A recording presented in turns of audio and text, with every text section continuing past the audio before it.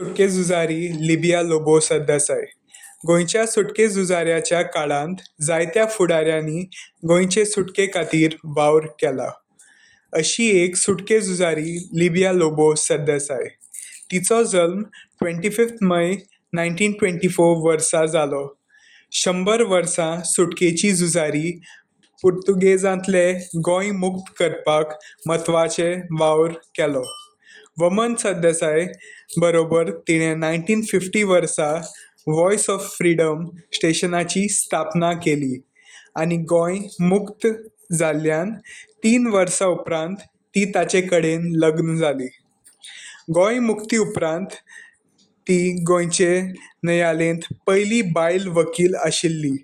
बायलांक धीर दिवंक तिणें एक बायलांची सहकारी बँक स्थापना केली आनी ती गोंयची पयली पर्यटन संचालक आशिल्ली. हे आमच्या बळिश्ट झुजाऱ्याक पद्मश्री पुरस्कार 2025 वर्सा जाहीर जालो. राज्यपाल पी.एस. श्रीधरन पिल्लय आनी मुख्यमंत्री प्रमोद सावंत तिचे भोवमान केले.